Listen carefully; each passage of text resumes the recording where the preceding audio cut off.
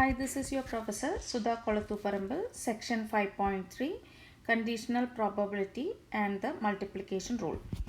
In this section, you will be learning conditional probabilities and general multiplication rule to compute the probabilities, and multiplication rule for independent events, and compute the probability that an event occurs at least once. So there are four objectives in this section. So first look at the first objective, conditional probabilities. Approximately 15% of adult men in US are more than 6 feet tall. Therefore, if a man is selected at random, the probability that he is more than 6 feet tall is 0.15, because 15% is 15 divided by 100, that is 0.15. A probability that is computed with the knowledge of additional information is called a conditional probability. The conditional probability of an event B given an event A is denoted by P of B given A. So we are using a bar to separate that, like a B and a bar and A, but we read this as probability of B given A. And the formula to compute this conditional probability is probability of event A and B divided by probability of A. This table represents the number of US men and women 25 years old or older who attain various levels of education. So all these values are in millions.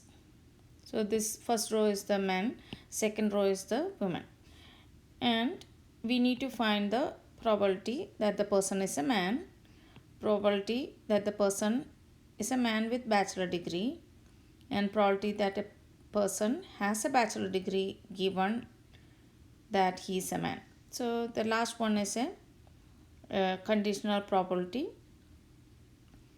So probability of the person is a man. So find the total men. So add all these and divide by the total number of people. So first row, if you add, you will get the total men. Second row, if you add all these numbers, you will get the total women. Add these two numbers, you will get the total people. So probability of man is 94 divided by 195. Second one is the man with the bachelor degree. So first row is the man and bachelor degree is here. So that is 17.5. So 17.5 divided by the total number of people. We will get the probability. Next is probability of bachelor degree given man. Because we need to choose the person has a bachelor degree given that he is a man. So B given A, the same formula we are using. Let me write down the formula. So compare with the formula. So probability of A and B, event A and B, that means probability man with the bachelor degree, because it should meet both the condition, and divided by probability that the person is a man. So P of man. So probability of man with bachelor degree, we already found that answer here, and divide by probability of man. Then calculate that. You'll get the probability is 0.1862. So next is general multiplication rule. We already learned the conditional probability of B given A, that is probability of A and B divided by probability of A. If you cross multiply this, like these two, multiply these two, you will get probability of A and B equal probability of B given A times P of A. That's the same thing here. So that's how this formula is coming from this. Or if we are writing probability of A given B, then we will be dividing by probability of B, right? So we can come up with another formula, this one. So if it is like probability of A given B, so it will be probability of A and B given by, divided by probability of B. So if you multiply these two, also we will get the answer. So this is the general multiplication rule. So now let's look at an example. Among those who apply for a particular job, the probability of being granted an interview is 0.1. Among those interviewed, the probability of being offered a job is 0.25. Find the probability that an applicant is offered a job. So probability of offered a job is probability interviewed times probability of offered the job given interviewed. So we are just applying the same formula, above formula. So interviewed, the probability that is given 0.1, and offered a job given interviewed, that is 0.25. Multiply those two, you will get the answer.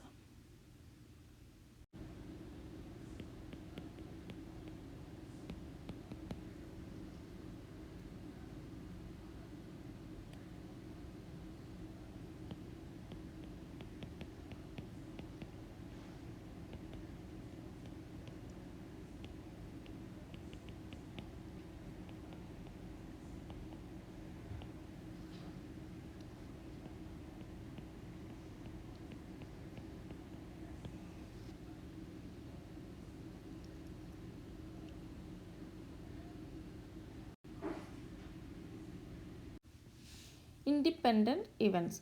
Two events are independent if the occurrence of one does not affect the probability of the other event. That means P of A does not affect the P of B if A and B are two events. If two events are not independent, we say that they are dependent. So in this example, determine whether the following events are independent or dependent. A college student is chosen at random. The events are being freshman and being less than 20 years old. So this is a dependent because most of the freshmen will be less than 20 years old. A college student is chosen at random. The events are born on Sunday and taking a statistics class. So here there is no effect on the other event, like born on Sunday and taking a statistics class. So they are independent events. Multiplication rule for the independent events. If A and B are independent events, then probability of A and B equal probability of A times probability of B. Same rule apply if there is more than two independent events. That means find the probability of each event and multiply. So from this we can see that we already derived this formula, right? If it is B given A, then cross multiply, we'll get probability of A and B. Then if it is independent event, then you can see that this is just probability of B given A, that is just probability of B. Because event A don't have any effect on the probability of event B. In this example, the percentage of people under age of 18 from three different states are given: New York, Chicago and Los Angeles. Okay, one person is selected from each city. So one person selected from each city. What is the probability that all of them are under 18? And is this an unusual event? So you can see that there are three events and these three events are independent. So choosing a person from New York, Chicago or Los Angeles, we just have to use the multiplication rule. These are independent events, so just multiply the probability of choosing a person from each city, and you can see that that is less than 0.05. So this is an unusual event. When we sample two items from a population, we have two ways to do that. We can replace the first item drawn before sampling the second. This is known as the sampling with replacement. Other option is to leave the first item out when sampling the second one. This is known as the sampling without replacement. When sampling with replacement, the draws are independent. When sampling without replacement, the draws are dependent, because we are not replacing the first item, right? So it will affect the second draw. Now let's look at the last objective, compute the probability that an event occurs at least once. Recall that the complement of at least one event occurs is no event occur. So sometimes we need to find the probability that an event occurs at least one in several independent trials. The easiest way to calculate this probability is finding the probability of the complement and subtract from 1. So probability of at least one event is same as 1 minus probability that event does not occur. In this example, the items are inspected for flaws by 3 inspectors. If the flaw is present, each inspector will detect it with probability 0.8. The inspectors work independently. If an item has a flaw, what is the probability that at least one of the inspector detect it? So we need to find the probability at least one inspector detects the flaw. So we can use the rule of complement, and we can use the formula 1 minus, it will be 1 minus probability of none of the inspector detect the flaw. So since there are 3 inspectors, we can write all 3 inspectors fail to detect the flaw. That means first inspector fails, second inspector fails, and third inspector fails to detect the flaw. Since all these are independent, that means inspectors work independently, it will be, we can use the multiplication rule. Probability of first fails, probability of the second inspector fails, probability of third inspector fails. Since the probability to detect the flaw is 0.08, probability of the inspector fails to detect the flaw, it will be, again we are using the rule of complement, that means 1 minus 0.08, that is 0.2. So each one probability will be 0.02, so multiply by 0.02. So since there we are multiplying 0.023 times it occurs, so it is 0.03 cube. Then calculate that, we'll get the probability that at least one inspector detect the flaw. So in this section, you learn how to compute the conditional probability, that means probability of B given A or probability of A given B, and how to use the general multiplication rule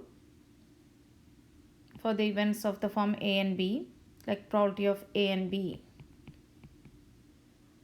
and how to determine whether the events are independent or dependent, and how to use the multiplication rule for independent events, that means general multiplication, like probability of A times probability of B, like that, and difference between sampling with replacement and sampling without replacement, and how to complete at least one. So here we are using the rule of complement, like 1 minus probability of A complement.